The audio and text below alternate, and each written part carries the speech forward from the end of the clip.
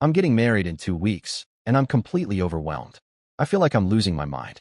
My fiancée, Sabrina, 28F, and I, 34M, have been together for 6 years and engaged for one. Our wedding is set for just 2 weeks from now, but tonight I saw something that has made me question everything. Sabrina and I were relaxing at home. She was in the kitchen preparing dinner, and I was out back working on a project. We live on some acreage, and I'm building a pagoda with a fire pit for us to use this fall. As I was working, I got thirsty, so I came inside to grab a drink. When I walked into the kitchen, I heard Sabrina talking on speakerphone. It was my brother-in-law, Max. Max asked Sabrina where Elaine, his wife of 5 years, was because he hadn't been able to reach her. Sabrina told him that Elaine had just left and would be home in about half an hour. At first, I didn't really process what she said, but then I asked her about it. She told me that Max had been trying to get in touch with Elaine, and she was just texting her to let her know. But that's when things started to seem off. I heard Sabrina say Elaine had been there, but Elaine wasn't there. The last time we saw her was yesterday when she helped Sabrina with some last-minute wedding decorations. And why was Sabrina texting Elaine when Max said she hadn't been answering her texts? Then, Sabrina said Elaine would be back in 30 minutes, which made me think, how did she know that unless she was either talking to Elaine or was just lying to Max? It started to look like Sabrina was covering for Elaine, possibly warning her to hurry back home. I spent hours overthinking this, running through all sorts of scenarios in my head. I really wanted to ask Sabrina about it, but if I'm right, I probably wouldn't get the truth anyway. So, an hour ago, I woke up at 1 a.m. to use the bathroom, and I couldn't resist checking Sabrina's phone. We both know each other's pins, so it wasn't hard. When I unlocked her phone, I found exactly what I feared. Elaine has been having an affair for the past 6 months with a coworker, and Sabrina has been helping her cover it up all along. There are literally hundreds of text messages between Sabrina and Elaine, discussing everything about the affair, the coworker, and even explicit details about their personal lives. Some of it is deeply embarrassing and uncomfortable, including unflattering comments about Max. And here's my soon-to-be wife, just going along with it, without a second thought. I took screenshots of the whole conversation, put the phone back, and retreated to my office to write this post on Reddit instead of letting out the primal scream that I'm desperately holding in. I feel completely screwed. I can't marry Sabrina, I just can't. I can't think of any reasonable explanation she could give for helping her sister with this affair, especially when it's hurting Max and their young daughter. But on the other hand, my family, Sabrina's family, and I have all invested a huge amount of money into this wedding, which is set to happen in 2 weeks. We're not getting any of that money back. On top of that, I feel like an absolute fool. How did I not see this coming? How could I have been so blind? I thought we had a bright future, but now I can't look at her the same way. It feels like a huge stain on an otherwise beautiful picture. I don't know how I got this so wrong, and I'm dreading having to confront it. I feel sick to my stomach and want to break something. I don't need convincing to call off the wedding. I already know it's over. I'm just trying to figure out my next steps and find the courage to go through with it. There's a lot of pressure from everyone's expectations, but I'm not giving in. I just don't look forward to dealing with the fallout, and I'm more than a little angry about being in this situation. It's 5 a.m. now. I have work in 3 hours and only a couple of hours of sleep. I'm going to take a shower and head in early to avoid Sabrina.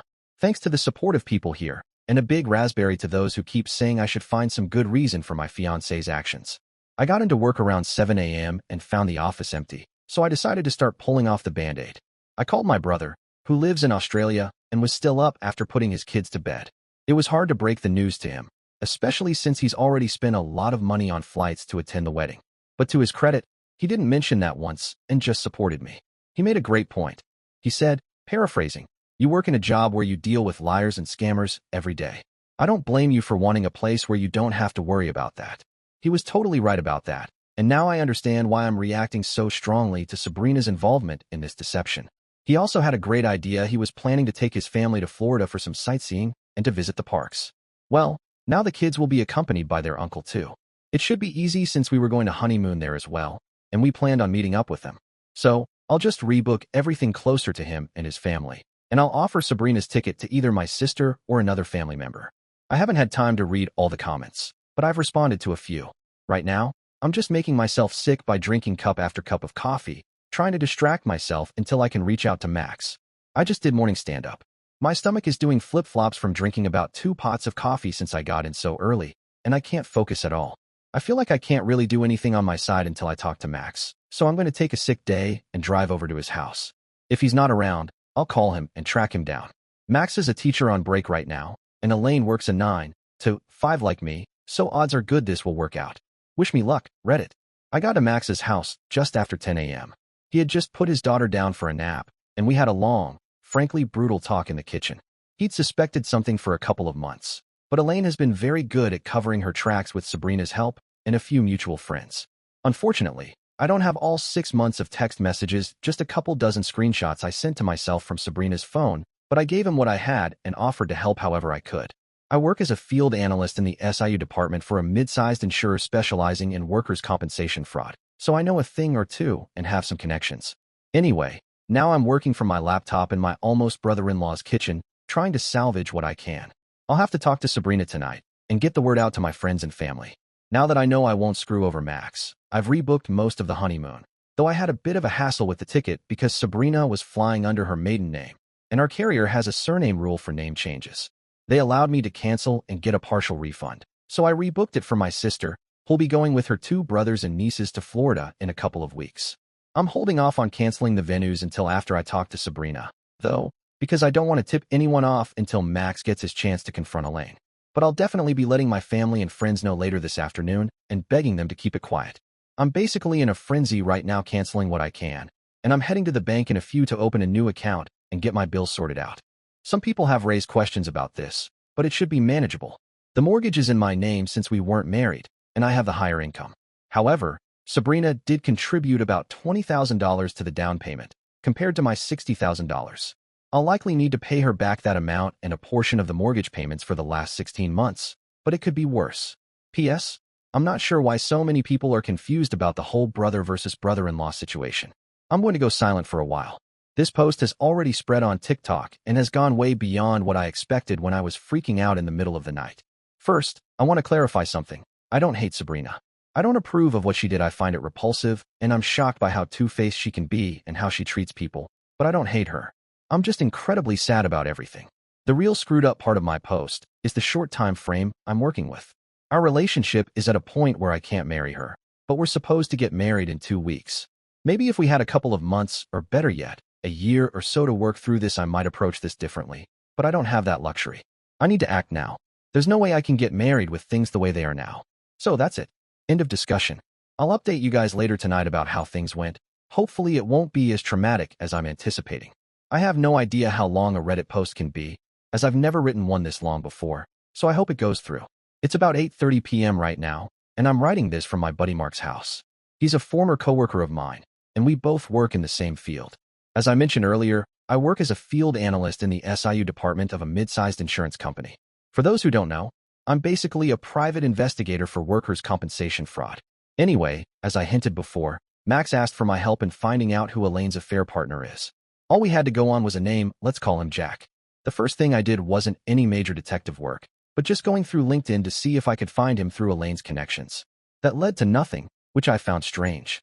Max told me that Elaine was supposed to go out for drinks tonight after work and wouldn't be home until around 9 or 10. He didn't even need to tell me what he suspected. I understood right away. I told him I'd help, but he needed to come with me. I then reached out to my buddy Mark, explained the situation, and asked him to meet us later in the day. The first thing we did was drive over to Max's parents' house so they could watch their granddaughter. I'm not sure what Max told them, but I waited in the car. After that, we went to Elaine's workplace. It was one of those large commercial strip mall centers, with rows of nondescript offices in a big, non-gated parking lot. We drove around until we spotted Elaine's car. Then Max unlocked it with the spare set of keys. I handed him a voice-activated recorder and a GPS tracker to place in the car. Once that was done, we parked a little ways down the street and waited for my friend to arrive, as well as for Elaine to leave her office. Mark showed up about 20 minutes later and hopped into the car with us. Around an hour later, Elaine came out of her office with 2 of her girlfriends and a tall, younger-looking man with sandy blonde hair. They were holding hands, and I thought to myself, damn, Elaine, you're making this easy. I snapped a couple of pictures from the car and waited for Elaine to leave. When she did, I started tracking her. At first, I thought she might go straight to a hotel, but instead, she drove to a nice bar and grill in a good part of town and parked on the street. I drove by as she was getting out of her car and heading inside, then found my own parking spot to review the plan. We sent Mark in first since no one knew him. He had 2 main tasks: get any compromising photos of Elaine and Jack, and act as my alibi. Max and I waited in the car for about 20 minutes until I received the first of Mark's text pictures of Elaine and Jack kissing in front of their two female coworkers. Max's suspicions were right. The coworkers were helping Elaine hide the affair from him. He was clearly upset and angry. One of the coworkers was married, and she and her partner were close friends with both Max and Elaine, with toddlers about the same age. I asked Max if that was enough for him, but he insisted on knowing who the guy was. I suggested we could find out later, but he was practically begging me, so I told him to wait. I texted Mark to let him know I was coming in, then walked into the bar myself. The first thing I saw was Elaine and her group laughing and drinking at one of those tall, round tables near the front window. I paused for a moment, pretending to be surprised, and then called out to her. "Elaine, hi, what are you doing here?" She was clearly shocked to see me, and everyone around her tensed up immediately. Elaine quickly introduced me as her sister's fiancé, saying we were getting married in 2 weeks. There were congratulations all around, and I thanked them before reaching out to shake the blonde guy's hand, introducing myself with my full name, hoping he'd respond in kind. He did, but I was taken aback he wasn't named Jack. I introduced myself to everyone else, then told Elaine I was here to meet a coworker. I waved to Mark and excused myself. Once I reached Mark, I told him the guy's name, and we both pulled out our phones to get to work. It didn't take long for us to find him. He has social media profiles and a couple of court judgments against him, and everything started to make sense once we discovered that Jack is actually his middle name. At that point, I was mostly just relieved that Elaine wasn't cheating on Max with 2 different coworkers. Turns out Jack is 26, married, and has a 1-year-old daughter. Just when you think it can't get worse, it does. I texted Max the guy's real name, then decided to push things a little further and asked him to hold off for a few more minutes. I was basically acting as a babysitter at the bar, sitting in plain view of Elaine and her group. I could tell they weren't thrilled I was there. My presence was clearly ruining their night, which was exactly what I wanted. I let this go on for about 10 minutes before telling Max to text Elaine and say he was staying the night at his parents' place with their daughter. Not long after that, I caught Elaine pulling out her phone and showing something to Jack. Moments later, the whole group decided to wrap things up. Elaine walked over, said goodnight, and casually asked if Sabrina and I wanted to come over for dinner that weekend. I smiled, told her that sounded great, and wished everyone a good night. Mark and I waited until they were gone, paid our tab, and then quickly made our way back to where Max was waiting.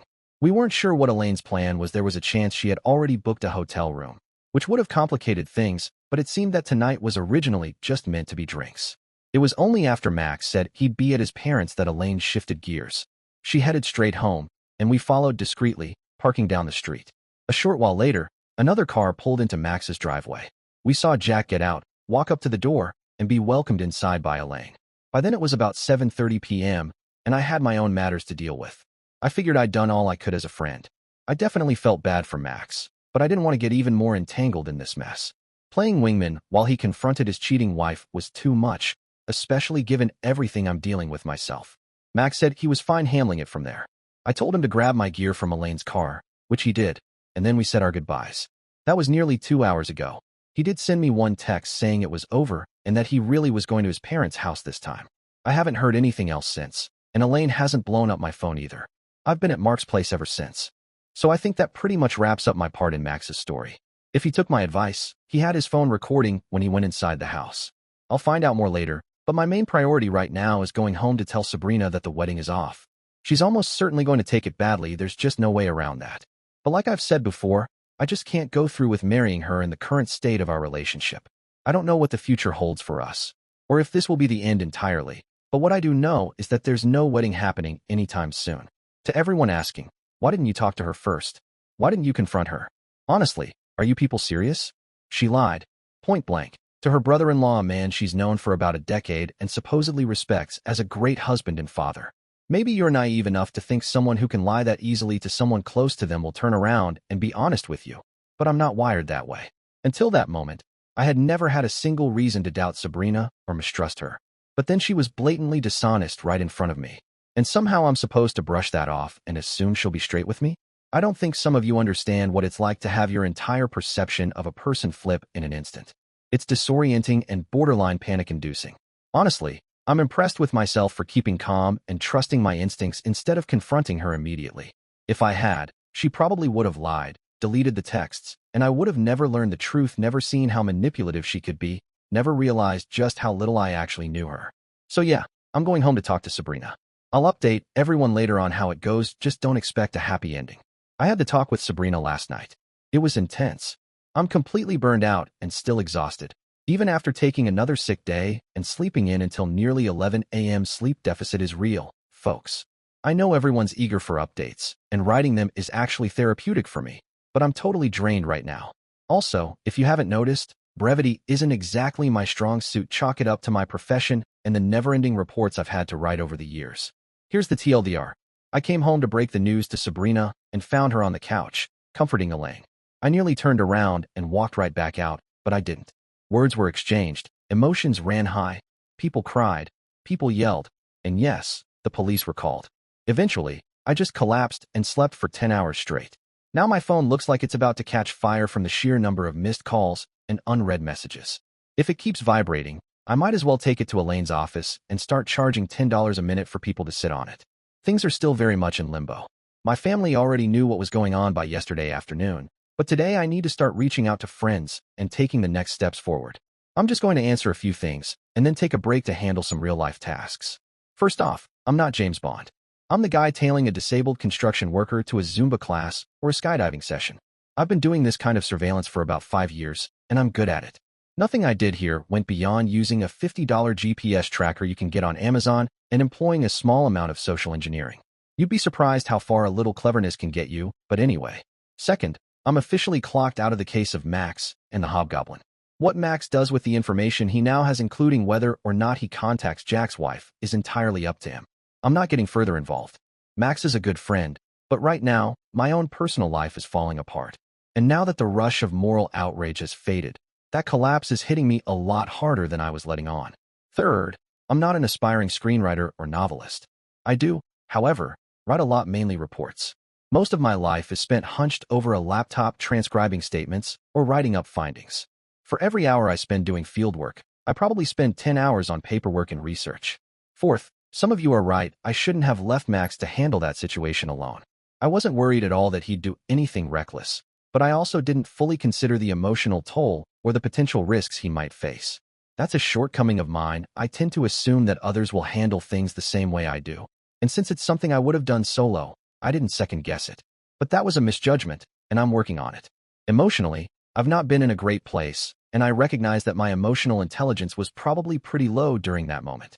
Lastly, to the people saying things like, "You don't know the whole story, what if Max was the abuser?" No, you don't know the whole story. I do. I've read 6 months worth of text messages. I know why Elaine did what she did.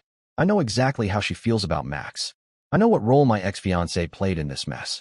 I'm just not sharing all of it because some of it is truly vile. But trust me, if Sabrina had acted differently, even slightly, if she'd shown the least bit of hesitation or morality, we probably wouldn't even be here. But she didn't. So here we are. That's it for now. I'll try to post another update in the coming days once the fallout settles a bit. But for now, I'm stepping away from Reddit. Thanks to everyone who's supported me, it's meant a lot, and helped me stay somewhat sane through all of this. August 8th, 2023. At first, I was a bit uneasy about how public this whole thing had become. Like, what have I gotten myself into? But after this past weekend, I've decided to just embrace it. The cat's already out of the bag, and honestly, I don't believe I've done anything wrong, despite a small group of critics suggesting otherwise. There's a lot to unpack, and most of it, if I'm being completely honest, hasn't been great. In fact, it's been downright awful, but I'll get to that. For those just catching up, the original post is linked here, titled, "I'm getting married in 2 weeks, and I'm totally screwed." So, I left Mark's place pretty late that night. Sabrina already knew I was out with him discussing business, though she had no clue the business in question was actually her sister's affair. Still, it was getting late, unreasonably so. Mostly because I kept stalling, trying to gather the nerve to go home and face her. After 2 or 3 pep talks from Mark, I finally got up, texted Sabrina to let her know I was on my way, and headed out. As I mentioned in the last update, I was completely thrown when I got home and saw Elaine crying on the couch with Sabrina. I hadn't seen Elaine's car in the driveway, so this was the last thing I expected. I froze in the doorway, seriously considering just turning around and leaving. This wasn't how I pictured any of this going down, and her being there was only going to make things worse. Still, I was on a clock. I had people to notify, wedding logistics to cancel, and time was not on my side. When I entered the room, both Sabrina and Elaine looked up to acknowledge me, but no flood of accusations or questions followed. I just stared back, silently raising my eyebrows in question. The moment passed. Elaine returned to sobbing. Sabrina resumed consoling her, and the awkward silence hung in the air for a solid 30 seconds. I realized then that Max probably hadn't mentioned my involvement in exposing Elaine's affair, so I decided to play dumb not to hide anything, but to see how Sabrina would react. I sat down in the recliner, set my laptop bag aside, pulled my phone from my pocket, and pretended to fidget with it. Then I casually asked, "What's going on?" Elaine kept crying, but Sabrina looked at me and said, "Max is divorcing Elaine." Well, yeah, I figured that much. So, I pushed forward with the obvious follow-up. "What for?" Sabrina stopped patting Elaine's back for a moment and looked at me. Her face twisted into the kind of expression you'd expect from a 5-year-old being told to finish their broccoli or eat a pile of lima beans. Elaine gave Sabrina a sharp look, one that didn't require sisterly intuition to decode, and then there was a long, heavy pause. Finally, Sabrina answered, "She cheated on him." And I have to admit that absolutely floored me. It was the last thing I expected her to say. Sure, some of you cynics might think, well, the truth was out, so what's the point in hiding it anymore? Yes, that's true, but it's also true that she could have just as easily played dumb or phrased it differently, like saying Max accused Elaine of cheating, rather than flat-out confirming it to my face. Maybe I'm being overly cautious or even paranoid, but it's part of my job to pay attention not just to what people say, but how they say it. Elaine clearly wasn't happy with how it came out. She sank deeper into the couch and let out this weird mixture of a sigh and a sob. I wanted to press forward, go for the proverbial goal, but I must have hesitated. Maybe I stammered a bit, and Sabrina probably took that for shock, and she wouldn't have been wrong, just not for the reason she assumed. "Did you know?" I asked. Sabrina didn't say anything, just nodded, still rubbing Elaine's shoulder. I didn't wait and went straight to the next obvious question. "How long?" The answer came quicker and easier than I expected. 6 months. I was stunned by how casually she said it. Elaine was too. She slapped her sister's hand away, clearly thrown by the confession. Even Sabrina seemed startled by having said it out loud. I leaned back in the recliner and rubbed my face. Time to rip the Band-Aid all the way off. We're not getting married. The looks I got could only be described as 2 deer caught in headlights, followed by a twin what? From both sisters. I stood up and repeated myself. We're not getting married. I can't marry someone who would help cover up an affair, especially not for 6 months. Sabrina jumped up from the couch, arms open, her body language screaming, "You can't be serious." But I just held my hands up. "I'm serious. I don't like any of this, not what you did, not how I feel about it. Going through with this would be a mistake." That's when the waterworks started. Sabrina broke down in sobs, and even Elaine made that weird pursed lip, fish out of water face like she was gasping for air. There were tears, wails, Sabrina accusing me of not loving her, begging me to think of everything we'd lose, the money, the time, the embarrassment. Nothing she said was new to me. I'd already considered it all. But hearing it through her gut-wrenching sobs was a whole different experience. And then I probably made a big mistake, or maybe not. I don't know how long Max would have kept my involvement quiet, but I wanted to drive home the point that this wasn't some emotional bluff. So I said, "Look, I already canceled the honeymoon. It's done." I knew I'd lit a fuse the moment those words left my mouth, and the explosion followed instantly. Elaine, to her credit, had always been quick to catch on, probably why she was able to keep her husband in the dark for so long. I could literally see the realization dawning on her, piecing everything together. My appearance at the bar earlier, what Sabrina just admitted, and now the canceled honeymoon. She screamed, "You son of a," and launched herself at me. Now, I'm not a small guy, but I'm not huge either, and she came at me like a missile. I staggered back and barely got my hands up before she started clawing at my face with her fingernails. I almost dropped the phone I was still holding, but managed to push Elaine away and shouted, "Elaine, get off me. Sabrina, get your sister under control." Elaine lunged at me again, but surprisingly, Sabrina did exactly what I asked. She wrapped her arms around Elaine's waist and held her back. I looked directly at Elaine and yelled, "Get out of here right now, or I'm calling the police," holding up my phone to emphasize the point. Sabrina tried to de-escalate things, saying, "OP, please, let's all calm down. She doesn't have anywhere to go." Max took her car keys. That explained the missing vehicle in the driveway, but I didn't care. I was done, completely done with Elaine, and I wanted her to know it. I stormed into my home office, locked the door, and called the police. I told them I had been attacked by my fiancé's sister, that I had locked myself in my office, and that I was bleeding from a scratch near my eye. My vision was blurred, and I told them I feared for my safety. I also let them know I had recorded the entire incident on my phone. Just as I was wrapping up my call, Sabrina knocked on the door. "Opie, please come out. We need to talk about this. Please, I love you. Don't do this. We don't need to go this far." Elaine's sorry, she wants to apologize. I was pretty sure that last part was a lie, but Sabrina was clearly unraveling.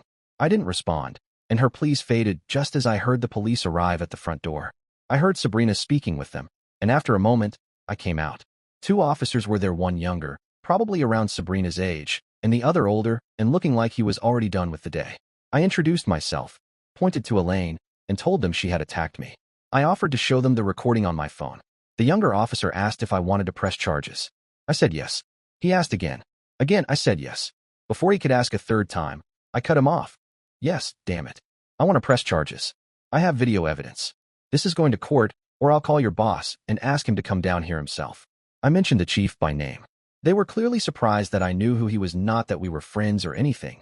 But in my line of work, I've had plenty of interactions with local law enforcement and had spoken to most of the department leadership at one point or another. At this point, I was seething. I understood what the officers were probably thinking, but I didn't agree. The facts were simple. Elaine assaulted me in my own home, and I wanted her removed. Thankfully, things didn't escalate any further. The officers cuffed Elaine and placed her in the back of the patrol car. She was squealing and sobbing like some kind of frantic maniac the entire time, and Sabrina wasn't doing much better. She just kept repeating no, please no, over and over again. Then the younger cop circled back and asked if everything was okay. I told him I was going to bed. He turned to Sabrina and asked her again. When she didn't immediately respond, he repeated, "Ma'am, is everything okay here?" It was pretty clear what he was trying to get at, and I was really starting to dislike this guy. Still, I bit my tongue. Sabrina finally seemed to register the question and gave a small nod. Apparently not satisfied, the officer looked like he was about to keep pushing when I cut in and said, "If you're planning to go on a fishing expedition, maybe do it out on the lawn where my doorbell camera won't catch it." At that point, I think I pushed my luck one step too far. I could feel the tension spike, and I was probably about 30 seconds from getting cuffed myself. Thankfully, the older cop stepped in. He looked to be in his late 50s, the kind of guy who clearly wasn't looking to start his shift with a complicated situation. He pulled his partner aside and, I'm pretty sure, talked him down. A few minutes later, they left, taking Elaine with them and, hopefully, out of my life for good. After that, I started seriously debating whether I wanted to stay in the house at all. My parents live a couple of hours away, and the thought of my rapidly shrinking bank account ruled out both a hotel and crashing with them. So I opted for the guest room. Sabrina made a few half-hearted attempts to talk or ask me to sleep in our bed, but I told her we'd talk tomorrow. I was tired and didn't want to be disturbed. Thankfully, she left me alone, and I crashed harder than I had in years. Which brings us up to the last update. But, dear Reddit friends, let me tell you, the next day was the weirdest damn day of my life. To start with, I woke up at 11 a.m. Sabrina was still home and had clearly been busy. The house was spotless. I mean, the floors gleamed, the toilet sparkled, and the bathroom smelled like a pine-scented commercial. She had been scrubbing away all morning. When she saw me, she hovered nearby close enough to show she was present, but not quite engaged. She looked like she wanted to speak, but didn't know how. I understood. The night before had been traumatic for everyone. She probably didn't know where we stood, whether the wedding was canceled in the heat of the moment, if I meant it, or if I was still furious. I took a deep breath and told her we needed to finish our conversation. She tried to sit beside me on the couch, and while I considered brushing her off, I didn't. We weren't getting married, but I didn't need to act like I hated her because I didn't. I was disappointed in her. Deeply, and honestly, disgusted by some of her actions. I had already read the text exchanges between her and her sister, and while we were both hurting, I didn't want to make things worse or escalate the situation any further than it already had. Life was complicated enough. It took more effort than I expected to get Sabrina to truly accept that the wedding was off. She wasn't handling it well, actually. That's putting it mildly. She was an absolute wreck. I think she was hyperventilating at one point. I was keeping it together better, but that's probably because this had been my decision. I'd had more time to come to terms with it. Eventually, she asked the inevitable, serious question, "What about us?"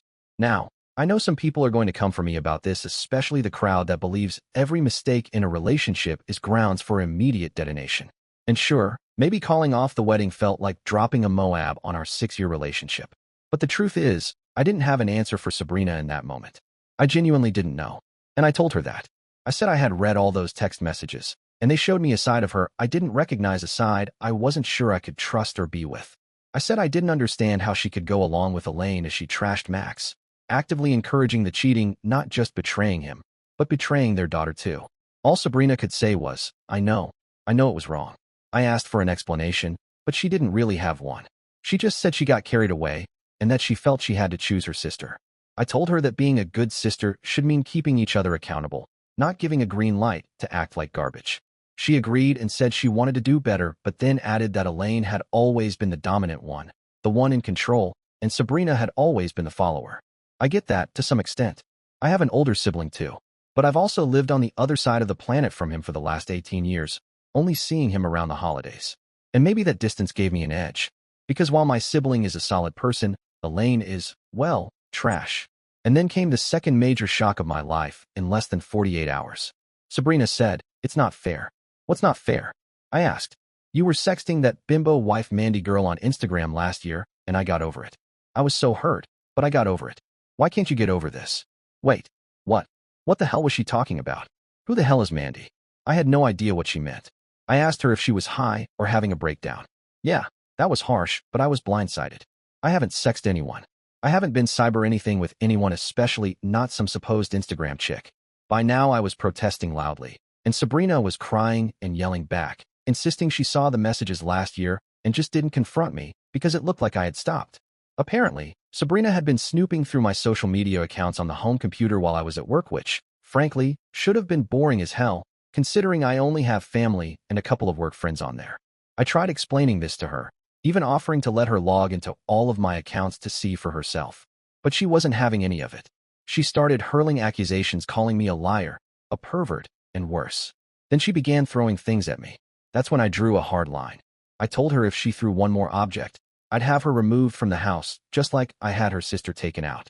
She cursed at me, stomped off to the master bedroom, and slammed the door. At this point, I was beyond confused. I had no idea what to think.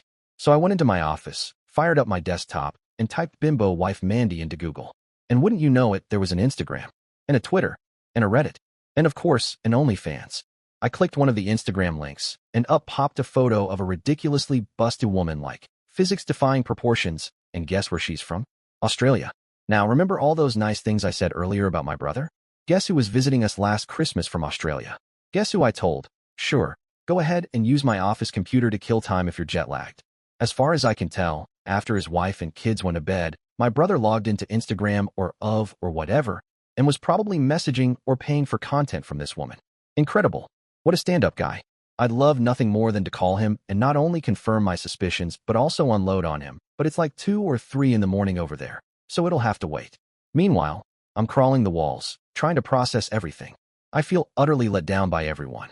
I briefly tried to mentally connect the dots between whatever Sabrina thought she saw and her actions with Elaine, but honestly, it doesn't track. Maybe she's more forgiving than I am, which is why she didn't confront me about what she saw. If she had, maybe I could have cleared it up, laid out my personal values on things like this, and even shown her how I would handle situations like the one she ended up in. Maybe that would have made a difference, or maybe it wouldn't have mattered at all. I don't know. All I know is this post is turning into a full-blown novel, and I've spent most of the morning venting when I should have been working. But getting this out of my head and onto the page has helped a little. That said, there are still probably 2 or 3 more updates left in this story. Talking to my brother, talking to my parents and Sabrina's parents, and ultimately figuring out where things stand between Sabrina and me. One thing I can say for sure, it feels like nearly every close relationship in my life right now is hanging by a thread. My parents have generally been supportive through all of this, but that support is starting to waver now that the financial consequences are becoming more real. Yes, the wedding is still off. That was basically a done deal from the beginning. Sabrina's parents, on the other hand, are pretty upset. I wouldn't be surprised if they're sticking pins into voodoo dolls shaped like me right now. For those wondering about Elaine, she's no longer in jail. Sabrina bailed her out, which I gave her a lot of grief over. I called her out for acting like her sister's lackey, and that must have hit a nerve because she ended up writing me this 20-page letter explaining how Elaine had been bossing her around since childhood. I've read it twice now, and honestly, I wish we'd had that conversation at any point over the past 6 years. Maybe things would have turned out differently. Who knows? Anyway, Reddit, if anyone's still following along, expect a final chapter of this saga in a day or 2, maybe a follow-up after what would have been the wedding day, August 10th. August 10th, 2023. This update has taken me longer to post than I intended. A lot's gone down over the past few days, and I've only just now had some free time after lunch to sit down and write it all out. I'll try to cover as much as I can, but first, I want to quickly respond to a couple of recurring comments from the last post. First, I don't have many details about what's going on with Max and his divorce. To my knowledge, the divorce is still moving forward, but I haven't seen any paperwork or anything official yet. That said, it's pretty clear where he stands. Also, I'm not in any position to dictate what Max should do, legally or otherwise. He's a grown man, and it's his situation to handle. My role is just to be there for him if he wants advice or support. Second, no, this is not some covert promo for an OnlyFans creator. If that were the case, I would have plugged it in the first post, which hit the Reddit front page and was seen by over 3 million people. The fact that 304 wife Mandy, a fellow Redditor, recognized her handle just isn't that surprising. There are literally hundreds, maybe thousands of creators who use Reddit to share their content. On that note, yes, I've spoken to Mandy. She was actually very helpful and confirmed something important for me. She also struck me as a genuinely kind person. But let's be clear, there's no romantic subplot developing here. Mandy is married apparently quite happily and has been for nearly 20 years. Her username should have been a clue about her vibe, and while her husband seems to be cool with it, she's definitely way more than an ordinary insurance guy like me could handle. Alright, with that cleared up, here's the actual update. I ended up assuming that my brother had used my office computer to chat with Mandy, but by then, it was too late to contact him. It was already the middle of the night on my end. I'm the type of person who can't let a problem go unsolved once it's in front of me. It's great for my career, but in situations like this, all it does is drive me insane. So, I decided to take a deep breath, put it aside for now, and focus on what I needed to do. The first thing on my list was contacting everyone on my side of the guest list that I hadn't yet informed about the wedding cancellation. As you may remember, I'd already told my parents and had them spread the word to the relatives on the day I made up my mind, but only Sabrina and I had the complete guest list. So, it was up to me to notify everyone else. Out of respect for my friends, I chose to call instead of text, though in hindsight, that might not have been the best choice. Every call turned into a lengthy explanation about why I was canceling the wedding. I could have easily given some other excuse, but I wanted people to understand that I wasn't being impulsive or getting cold feet. It was important to me, both for my own reputation and out of respect for those who had agreed to come and support Sabrina and me as a couple. Because of this, it wasn't until late in the evening that I managed to get through to everyone, which meant it was already morning in Australia. I knew what I needed to do next, but I wanted to make sure everything was in order first. So, I took a break, made a sandwich, and sat down to think about how to handle my brother's situation. Let's call him Carl for simplicity. Carl and I have always been close, despite the 13-year age gap between us. Growing up, he was like a quasi-parental figure to me. By the time I was old enough to form long-term memories, he was already on his way to adulthood. He was generous with his time, playing with me when most teenagers would have avoided it, and he generally seemed mature and wise. I respected him greatly. The idea that he had been sexting with someone who wasn't his wife in my house was something I was still trying to process. I knew I needed to talk to him about it, but with everything that had happened with Sabrina, I wasn't sure if I even cared about getting him to confess, just to clear my name. Was there anything worth saving, anyway? At the very least, for the sake of propriety, I had to yell at him about it and try to convince him to stop. However, I wasn't sure if I was going to rat him out to my let's call her Karen. It all depended on what he said and whether I believed him. I finished my meal, logged into Facebook, and video called Carl. Since Carl works mostly from home as a remote IT worker, he's almost always available during the day, and today was no exception. His phone barely rang once or twice before he answered. We exchanged pleasantries, and then I dove right in, asking if he had been using my computer to sex chat with women while he was visiting me. Carl's face froze, and he leaned toward the camera frame, clearly closing his office door. Yeah, I did. Why? He asked. I swore under my breath and explained to Carl how Sabrina had thought his flirting was me, since he used my computer. I told him I wasn't happy about taking the hit for him and asked him point blank if Karen knew about it.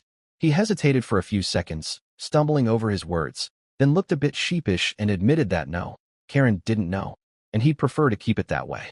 He went on to explain that their relationship had been pretty rough since their youngest was born 4 years ago, especially in the bedroom department. Carl had always been a pretty private person, particularly when it came to intimate details with his younger brother, but this time he laid it all out. Things had been bad.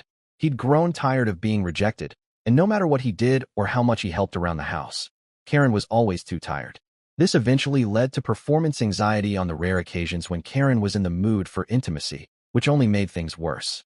He said, "There's no amount of socks picked up, laundry folded, dishes washed, or time spent minding the kids that would get me laid. It just wasn't happening." So, he started spending more time in his office at night. Working, he even did air quotes when he said that.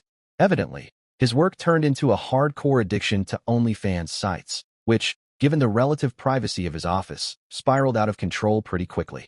I asked if he was still doing it, and he swore up and down that he wasn't. I thought I believed him, he seemed sincere, but there was this nagging feeling in the back of my mind that something was off. Maybe it was because of all the deceit I'd encountered recently, but I found myself doubting my own brother, who had always been a stand-up guy to me. I hated being in this situation. The problem I faced was complicated. If I wanted to clear my name, I need to get my brother to admit to Sabrina that it was him all along. But if he did that, there was no guarantee Sabrina wouldn't spitefully tell Karen. I personally thought it might be best if Karen knew, but at the same time, I wasn't sure I felt right about potentially detonating a bomb on my brother's marriage over something he said he stopped and was clearly caught in a moral gray area.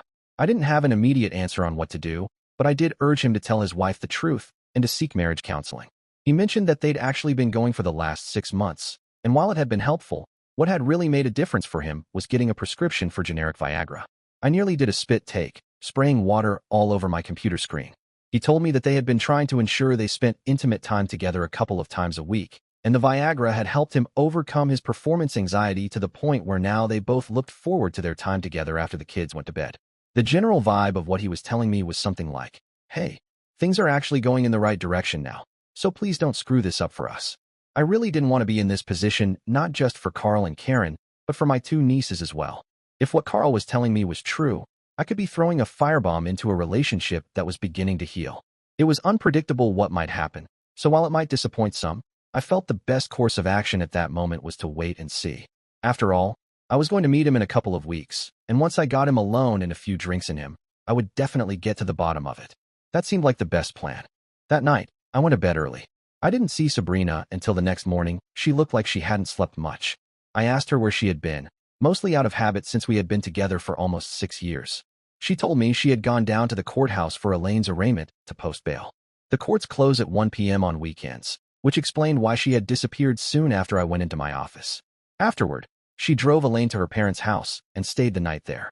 She made a point of telling me how horrible it was to explain to her parents that I had called off the wedding.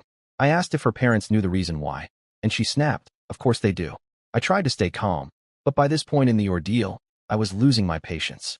I bit back. "Are you going to move back there now, so they have both girls at home?" It was childish and petty, but the fact that she bailed Elaine out of jail really bothered me. "You don't need to be an ass about this," she said, to which I shot back, "and you don't need to be Elaine's underling." I could see Sabrina visibly flinch when I said that. It was clear my words had struck a chord, as the corners of Sabrina's eyes began to tear up. I took a deep breath and calmed down, and we both stood there in the living room, silently, for a minute or two.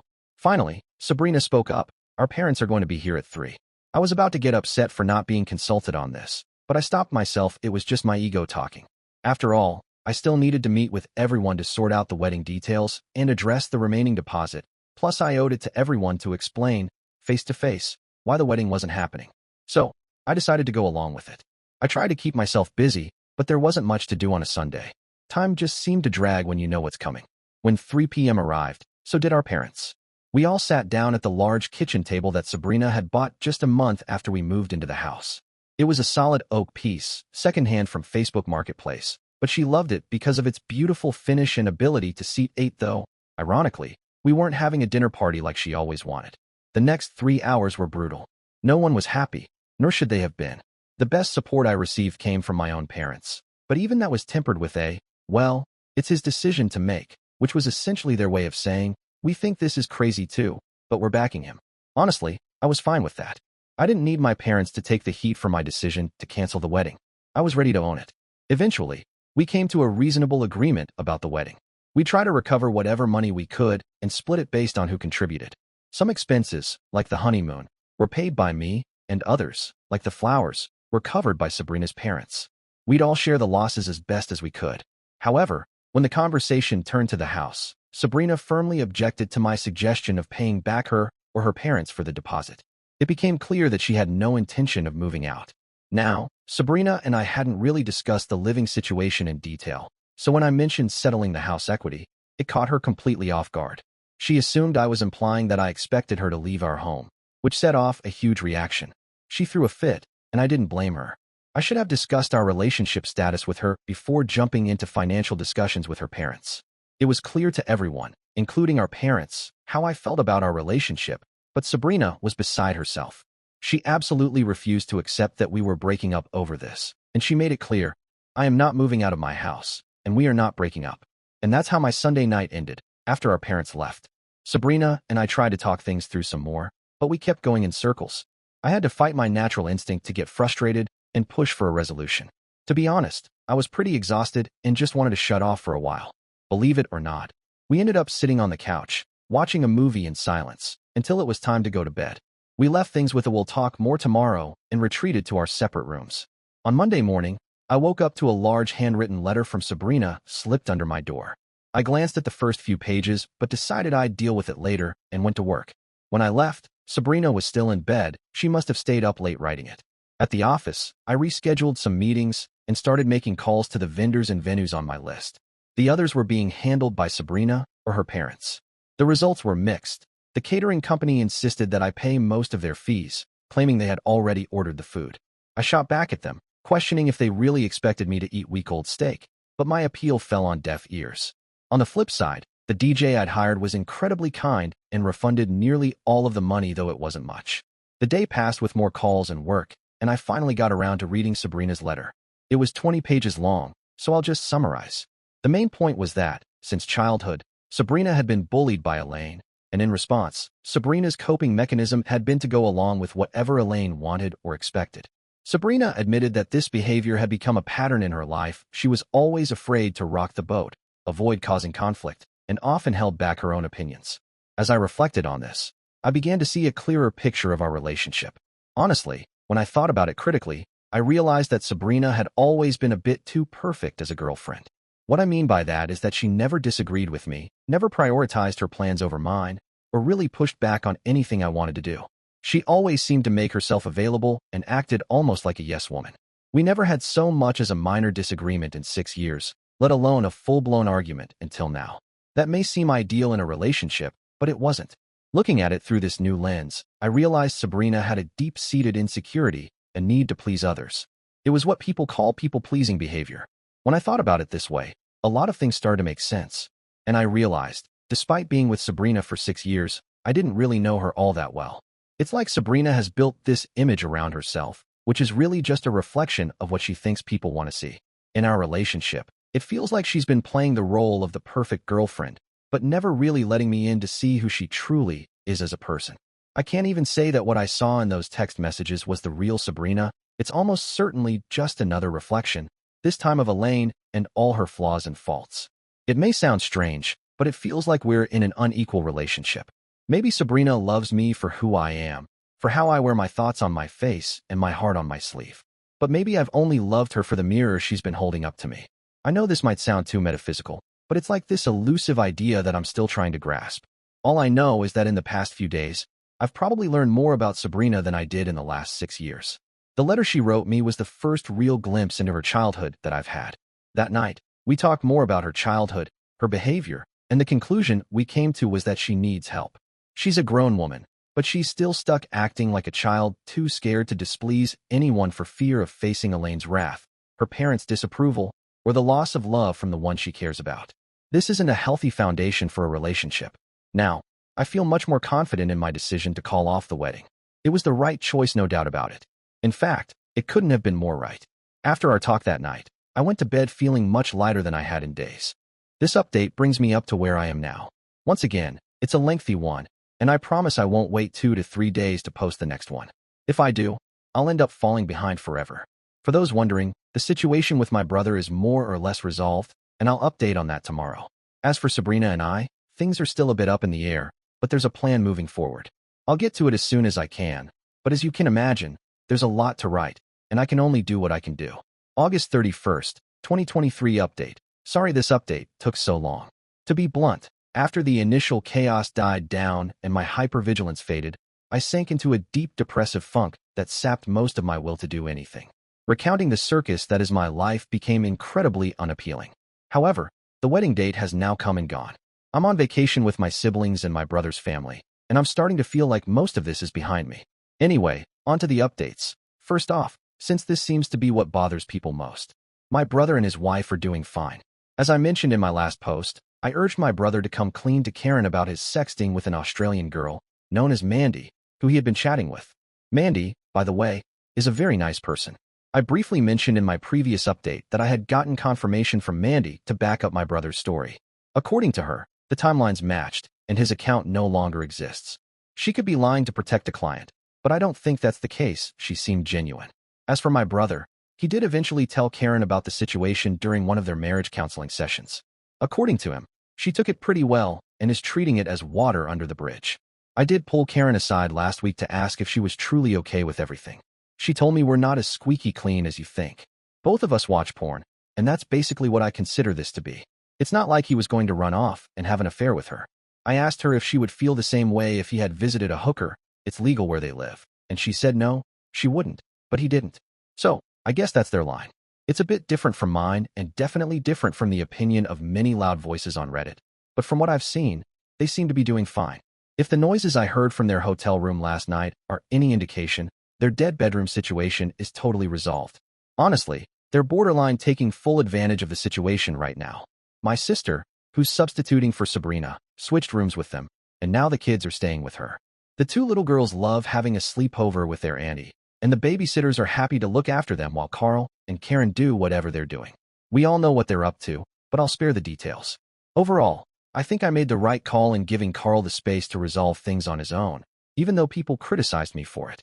I strongly believe that the situation with my brother and the situation with Elaine are completely different. I don't believe that cybering someone you know as a professional sex worker is anywhere near the same as actively having an affair. I also think my handling of the situation was worlds apart from how Sabrina dealt with her affair. As I mentioned before, she not only hid the affair from Max, but she also actively engaged in disparaging conversations about him, saying several things I won't go into here for various reasons. That said, I feel good about the choice I made, and for those who disagree with me, they can take their opinions elsewhere for all I care. As for the wedding, there's not much to say. Sabrina, our families, and I lost a lot of money on it, but that was expected. I made the caterer either give me a bigger refund or provide me with the food, and she chose the latter, which I guess is fair enough. We now have a lot of frozen steak, chicken, and fish, which was delivered to my parents' house. I think they're distributing it to anyone who's interested. On top of that, some wedding gifts from distant relatives arrived at my place, and they'll stay here until we can return them. But overall, the wedding date just came and went, and for the sake of our sanity, Sabrina and I spent it apart. As for the situation with Max and Elaine, I don't think this is something that will be resolved anytime soon.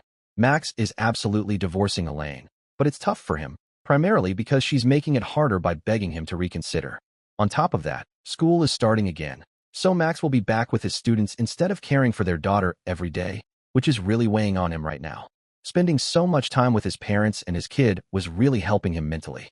Also, despite what some people hoped, Max hasn't made a big scene about the affair at Elaine's workplace, even though he probably could get both of them fired, considering it's become clear they were using work trips to hook up on the company's dime.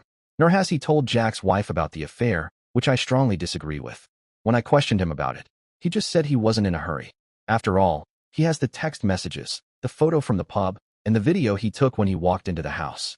Essentially, he could bury this guy whenever he wants.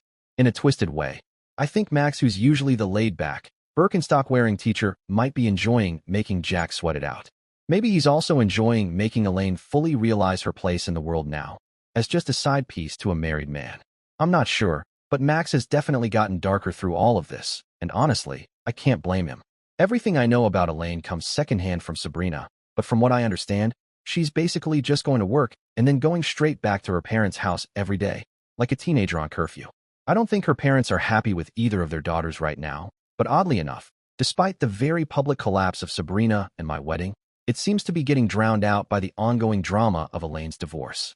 Sabrina mentioned that it almost felt like they forgot about her once they realized Max was seriously moving forward with the divorce, and their concern shifted to having access to their granddaughter. I get it, they're very doting grandparents, and I'm sure their frustration with Elaine is compounded by the fact that their time with their granddaughter will be cut in half. Now, on to the big event. As for Sabrina and me, I don't think this update will make anyone happy. It won't satisfy those who urged me to cut her out of my life, nor will it please those who feel I should treat her with sympathy and compassion for her obviously troubled mental state. The truth is, aside from the lying and hiding the affair, what hit me hardest was probably the way she carried on with her sister in those text messages. Maybe people would understand me better if I shared the texts, but I refuse to repeat them, and I don't want to get into arguments over their contents. Suffice it to say, they were enough to make me reconsider Sabrina's entire character, and that's where I am today, still processing it. That's not to say we're together. Definitely not in the way we were when we were engaged, but we haven't completely closed the door on the relationship either. I've come to understand more about what kind of person Sabrina is, distinguishing which parts of her are genuine and which parts were shaped by her family dynamics in an attempt to ingratiate herself to others, including her sister. It helps to put a name to what's going on with her, this people-pleasing behavior, and it's even more helpful to understand how it started, especially with the examples from her family that she shared with me. What's even more encouraging is that she's actively seeking help for it. On top of that, even though I found her behavior gross and inappropriate, I give her credit for how she handled the situation when I came home that night to find her and Elaine on the couch. She didn't lie, minimize, or try to make excuses. She took accountability for what she did. Remember, at the time, she didn't know I had seen her text messages with Elaine, and she could have tried to edit her participation or downplay it, but she didn't. She was honest with me, even though it made her look bad, and that counts for a lot in my book, which is why I'm considering changing the chapter, not closing it. To be clear, this isn't a win for those who want to forgive her and blame everything on her sister, because honestly, I haven't forgiven her, and our situation is very different now. She's moved back into her old room at her parents' house, much like Elaine. Although Sabrina will likely be moving out in a couple of weeks because she says the environment isn't good for her mental health or her efforts to get help for her issues. I'm paying back her equity in the house in fortnightly installments from my paycheck until it's all settled, which will help her cover the cost of getting her own apartment. We are definitely not together right now. Sabrina didn't want to accept this at first, and I can see her point and even sympathize with it. But if she really does have these emotional problems, then I felt that pushing the issue might light a fire under her to get the real help she needs. Just forgiving her would be like sweeping everything under the rug, which would only spell disaster for our relationship in the long run. I really wish she had opened up to me earlier before everything hit the fan. I would have much preferred to handle the problem as a loving partner and offer her more support, but she never really gave me the chance to do that, which is a shame. So, this is where we are right now. It's basically a wait-and-see situation with Sabrina. Maybe one of us will get tired of it and throw in the towel completely, or maybe we'll both try to work through it. Time will tell.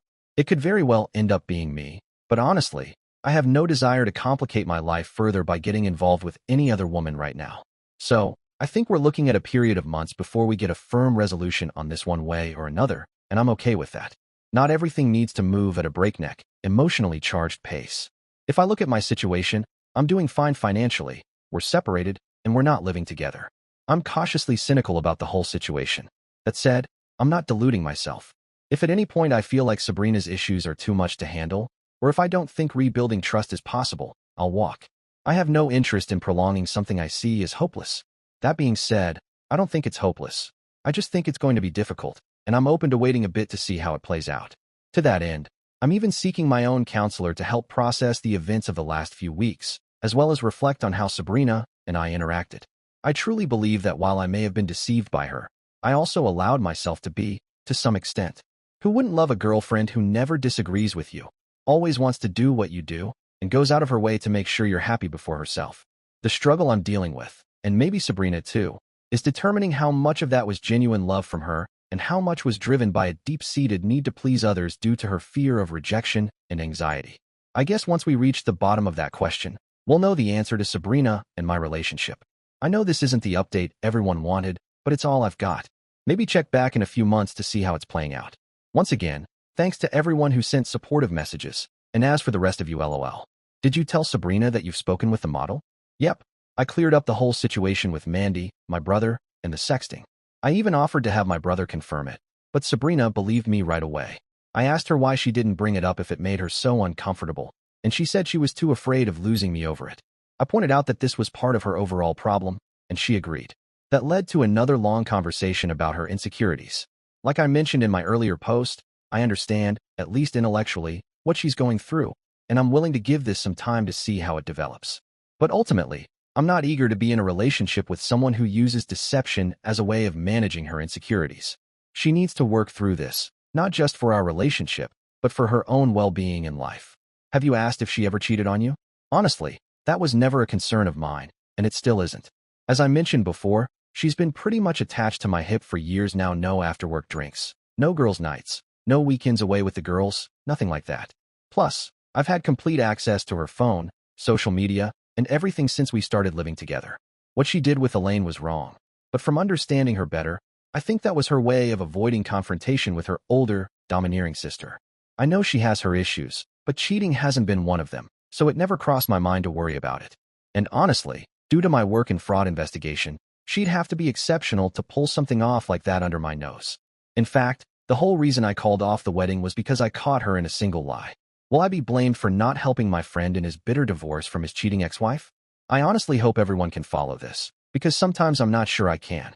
I have a friend, Max, who's currently going through a brutal divorce.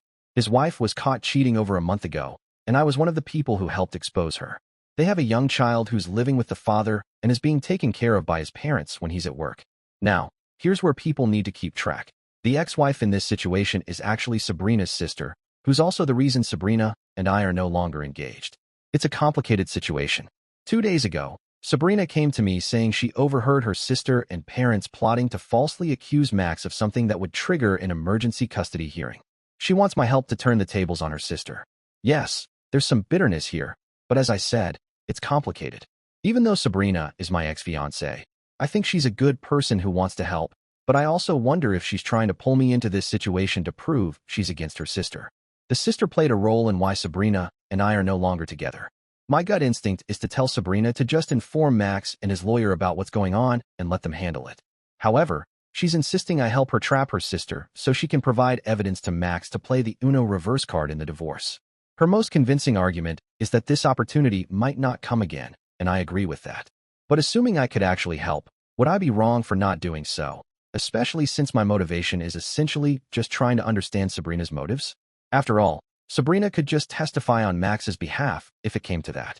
Judging from the situation, though, I think the wisest choice is to just tell Max what Sabrina said, without getting tangled in a scheme to entrap his wife, especially since a child is involved. The divorce situation is complicated enough without the two of you planning something, which, to be honest, sounds like Sabrina's motivation is revenge. I understand where you're coming from, but the issue I'm facing is that simply telling Max about the situation isn't enough. It's basically just hearsay. I need Sabrina to take the step of confronting the claims and signing an affidavit, but she's hesitant to do so because that would make it clear to her parents that she was the one who exposed them. That's why she's asking me to help her collect evidence to pass on to Max in a more anonymous way. Honestly, I feel like we've been going in circles on this for the last day or so. To put it simply, she's struggling with the fallout of being willing to testify, especially since she's living with her parents right now. I get where she's coming from. She wants to do the right thing, but she's trying to navigate her own situation as well. The one good thing about this is that it won't be too late for her to testify on behalf of her soon-to-be ex-brother-in-law. So if she hesitates a bit, hopefully she'll do the right thing in the end. December 5th, 2023. It's been almost 2 months since I made my original post about my former fiancée reaching out to me for help regarding an issue in her family. I think some of the advice in that thread was really helpful and helped me clarify my own thoughts on the matter. Looking back, I realized that my distrust of Sabrina's intentions was likely overblown on my part and, ultimately, wasn't as important as I initially thought. What I really should be focusing on is being a friend to both her and Max. As for Sabrina, it became very clear to me that her relationship with me wasn't as central to her actions as I selfishly assumed. She's still dealing with a lot of resentment toward her sister and feels guilty not just for her role in Max's situation, but also for how the upheaval has affected her 3-year-old niece. Add in a lifetime of family tension, and I can understand why she's eager to do anything to get back at Elaine. Her reaching out to me made sense because, of all the people she knows, I'm probably the one most likely to help and offer good advice. I'll admit I was overly cynical, thinking she was using the situation to try to appear like she was making amends and working on her issues. But upon reflection, I realized that not everything in her life revolves around me or our past relationship. Basically, I've learned that I need to stop being so distrustful when people are actually trying to do the right thing. As for Max, since Sabrina had warned me about her sister and parents plotting to file a false report against him, I was fully committed to informing him as soon as possible, regardless of Sabrina's desire to approach it more subtly. That said, I made one final attempt to get Sabrina to be the one to reach out and handle the situation herself. I thought it might help her rebuild her relationship with her soon-to-be ex-brother-in-law and help her make amends to both him and her niece.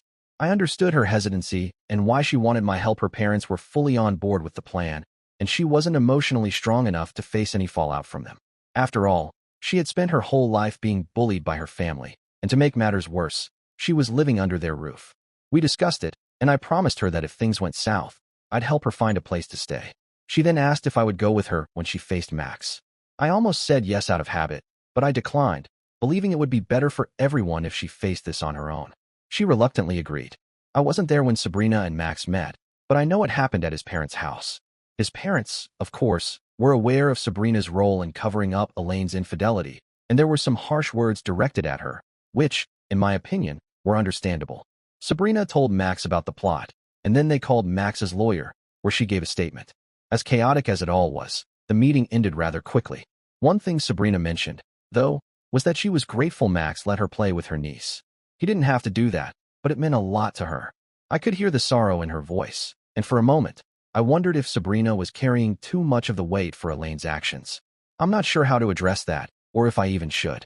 To wrap this up quickly due to the word limit, several weeks after my offer, Sabrina didn't need a place to stay. She managed to get her own apartment not long after we spoke. I did speed up the repayment process by a couple of weeks to help her out. Then, shortly after she moved out, Elaine made her move. I don't want to go into the details of what she accused Max of, but it was vile, something so horrible it could get you killed in prison if it were true. Honestly, I was shocked when I heard it because as despicable as Elaine is, I didn't think she was capable of that level of evil, nor did I expect her parents to go along with it.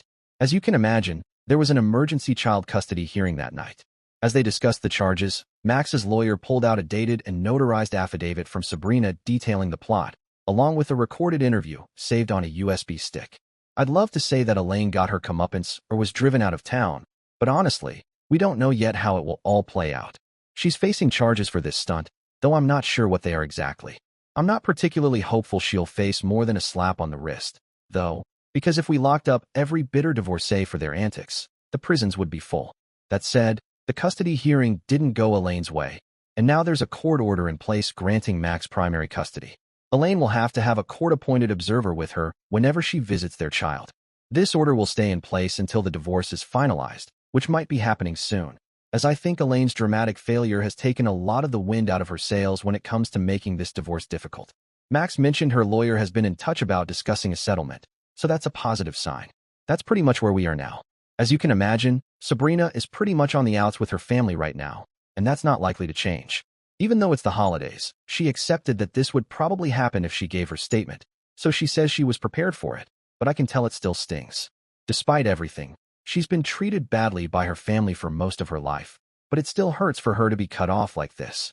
She even joked that it's helping me get over my own issues with her family, but I can tell it's weighing on her. A lot of people who know my backstory might be upset by this, but I impulsively offered Sabrina the chance to come with me to Australia to visit my brother and his family using my parents' airline miles. I honestly didn't think she would accept since she's a teacher and they aren't quite on break yet, but she surprised me. My brother has a large property in semi-rural Queensland, complete with a few bungalows. We cleared out the snakes yesterday, and now Sabrina and I are neighbors looking forward to surfing on Christmas Day. Our relationship is still very much complicated, hence the separate accommodations, but I'm feeling better about things in general. The biggest issue I had with Sabrina, and the reason I canceled our wedding, was that I didn't understand how she could act the way she did with her sister. Now that I know the backstory between them and have seen how she completely severed that relationship, it's hard for me to be seriously concerned about Elaine's influence over her. It would require a level of paranoia that I don't have, and frankly, one that could be considered a mental illness. Still, we're taking it slow. To be honest, we're in this weird, exclusive platonic relationship right now. It obviously can't last. But while Sabrina has made it clear how she would like things to resolve, I'm being cautious. It's not that I don't love her, I always have, but I'm uncertain about where our relationship is headed. I'm not in any rush to get back to the altar, and I think most of my friends would probably disown me if I did, considering I just called off our wedding a few months ago. Sabrina knows how I feel, and she's been mostly understanding of it. Even though she tells me that she doesn't care about getting married, I can't shake the feeling that she secretly does. The best way I can explain it is that the relationship we once had, the one that led us toward marriage, is over. Maybe we'll build something new that could eventually go in that direction, but I'm no longer sure that's something I want. It's not just Sabrina, it's with anyone. Seeing all the marital problems over the past 6 months has left a bad taste in my mouth. Whatever future we have together will need to account for these feelings, and I want to be sure I'm not wasting her time or leading her on. Time will tell. Thanks to the 5 people who are still following my chaotic life story. If anything else interesting happens, I'll probably post it on my profile. It's been a wild ride, and the support I've received from the Reddit community has been amazing. Thanks again. December 7th, 2023. I just found out something from Sabrina today that I didn't know, but I think it's important to share. Max's lawyer presented a lot more evidence than just Sabrina's testimony. They had their child examined by 2 psychologists after the accusations came to light. During this process, some things came out. Their daughter had caught Elaine and her affair partner in the act multiple times at their home, and her mom had been giving her ice cream to keep her quiet. Max's lawyer read from one of the psychologist interviews, and let's just say, the phrase "big yikes" came to mind. No one deserves a mother like that. It makes sense now that Elaine only has court-supervised visitation. Sabrina says it seems like the daughter only saw them doing it a couple of times, and nothing happened to her. Needless to say, I think Elaine's in serious trouble now. I'm shocked her parents haven't kicked her out by now. I'm curious what their thought process was in going along with her plan. Was it just to punish Max for not tolerating being cheated on? Or did they think their daughter was the victim? Either way, it's clear that thanks to what Sabrina did, they've made their niece's life better. Now, they both need therapy because while they've started to understand their own issues, they're heading in a completely wrong direction. I'm pretty sure it was all about custody. Max and his daughter had been living with his parents, so he was the primary caregiver. He was offering Elaine joint custody every other weekend with their daughter, the house, and a portion of his retirement accounts. Basically, if Max got anywhere near what he was asking for, Elaine's parents might not have seen their granddaughter more than once or twice a month. I think they couldn't stand it, and it pushed them into making some poor decisions. As for Elaine, I think she was hoping that Max would tell his lawyers to back off. I don't think they expected to be thwarted at the initial hearing and were hoping to negotiate. Definitely a case of F around and find out, if you ask me. I have a question about how you were able to confirm that your brother stopped talking to that model. Did he use his real name with her, or did you know his username?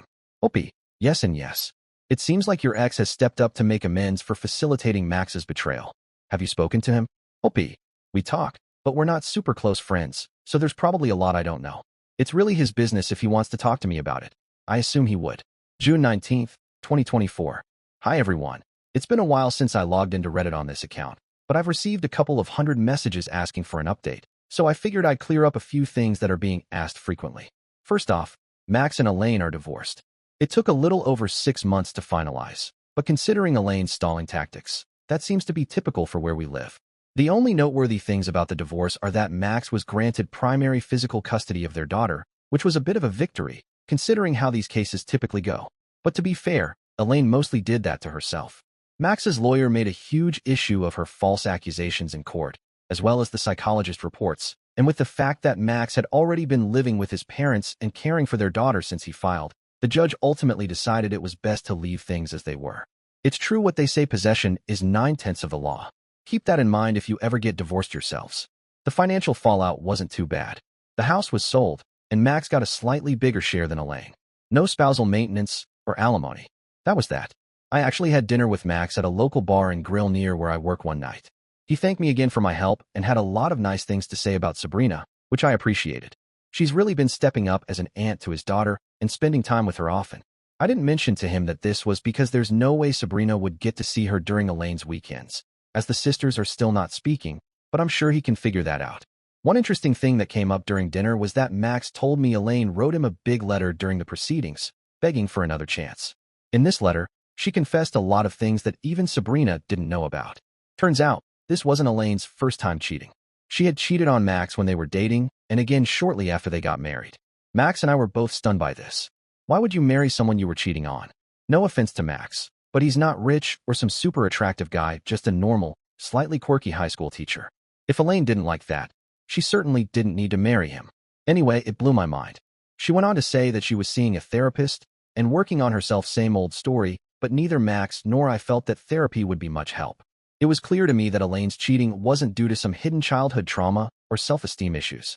Given what she tried to pull in court, it's much more likely that she has a serious morality problem. I don't think therapy can fundamentally change someone's nature that much. I shared with Max some of the insights I had gained from my conversations with Sabrina about Elaine's relationship and childhood. We both concluded that, at her core, Elaine is just a user. She does whatever she wants, uses whoever she wants, and never considers the impact on others because she thinks she can manipulate everyone into letting her off the hook. Needless to say, Elaine's letter didn't have much of an effect on Max. It only strengthened his resolve to divorce her. Max said he felt that she was so dishonest and manipulative that even her confessions had an air of manipulation. I tend to agree. It seemed like a last-ditch attempt to appear sincere, but it was too little, too late. During that dinner, Max also told me that he had finally contacted Jack's wife, the affair partner, a couple of weeks ago. I asked him why he waited so long, and he said he just wanted to make sure it wouldn't interfere with his divorce from Elaine. I didn't love that answer, but I could understand it.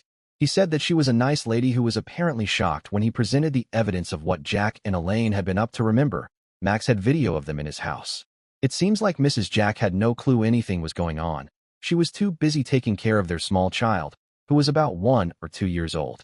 Max felt pretty bad about the situation, but he said that if the roles were reversed, he would have wanted to know. I could only nod in agreement with him. It seemed like a tough but necessary thing for him to do. There's no update on whether that couple is getting divorced, but Max said he got the impression that she would try to salvage things because of their young child. I asked him if he was interested in getting back at Jack, but Max just waved me off. He said that anything he did to Jack would probably just make life harder for his wife and child, and he'd rather just move on with his life. I understand that, but I think Max is a better person than I am because if I were in his shoes, I would have definitely given the guy a piece of my mind. I guess Jack has enough problems on his plate anyway. Lastly, I know people have been asking for an update on me and Sabrina, so here it is. We had a great trip in Queensland. The weather was hot, but it was pretty mild for the season. There were lots of beach days and plenty of time spent with my nieces. Sabrina is an elementary school teacher, and she's fantastic with kids. All in all, it was a great time. I think both Sabrina and I found it really helpful to get away for a couple of weeks. Being together in a different setting allowed us to focus on the present instead of dwelling on the turbulent experiences we'd both been through.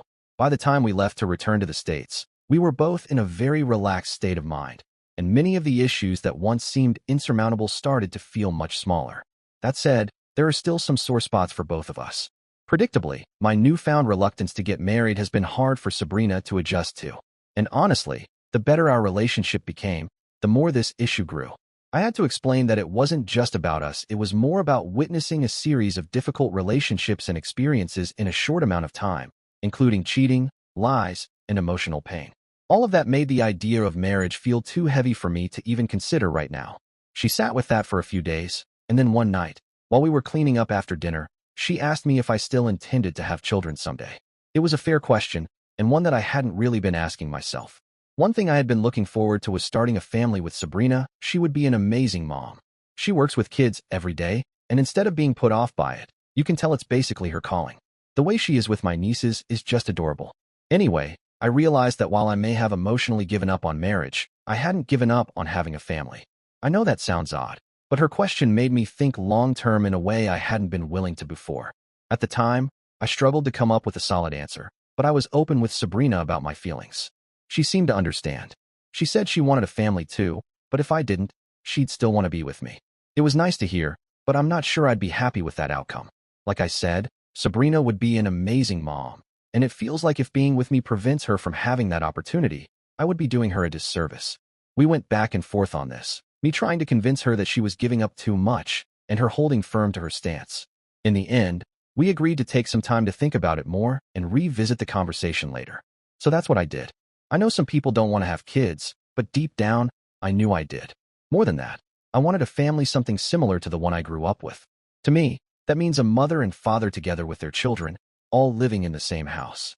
At this point, whether we're married or not doesn't really matter, because even if we split, there would still be child support and custody arrangements, and I'd likely still be a de facto spouse. Anyway, splitting communal property and all that is like the old saying, 6 of one, half a dozen of another. You can call it whatever you want, but it essentially feels like a marriage, with or without the certificate.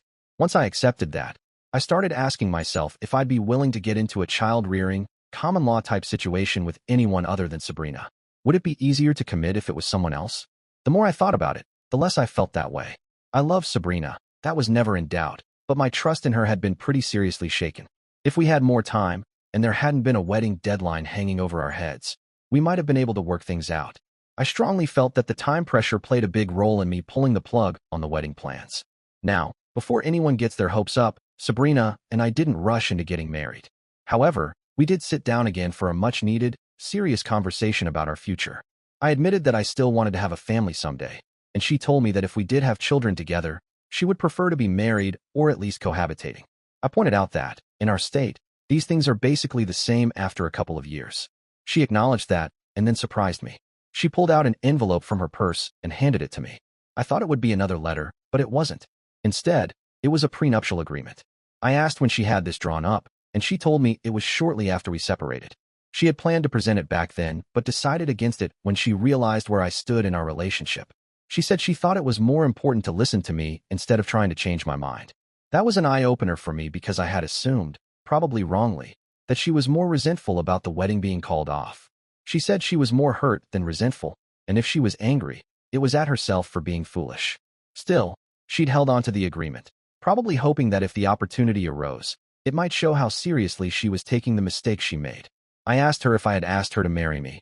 Would she have shown this to me? And she said, absolutely. She needed me to have complete trust in her. I don't want to let you or me down again, she said. I'm pretty good at reading people, and that felt like the most honest statement I'd heard in a long time.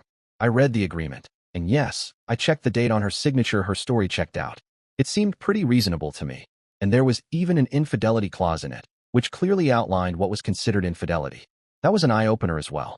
Sabrina evidently considers a lot of behaviors that I might have overlooked to be much more serious. I mentioned that to her, and she said we could revise it later after a good discussion, but the main points seemed solid to me. I agreed with her. For now, we put the agreement aside and continued our conversation about where we go from here. To make a long story short, I asked Sabrina to move back in with me. I think she was taken aback because she immediately started crying. Sabrina's a messy crier, even when it's from happiness, and my t-shirt bore the brunt of it. She still has a few months left on her lease, so she'll stay there until it's up, and then we'll move her back into the house. She mentioned that when she moves in, she'd like to sign a rental agreement with me. I thought that was a bit much, especially since it's still months away, so we decided to put that thought aside for now. I won't say it felt like we closed one chapter and started another because it's not that simple. We've been going through a long process of sorting out our feelings, communicating, and for me, observing her actions.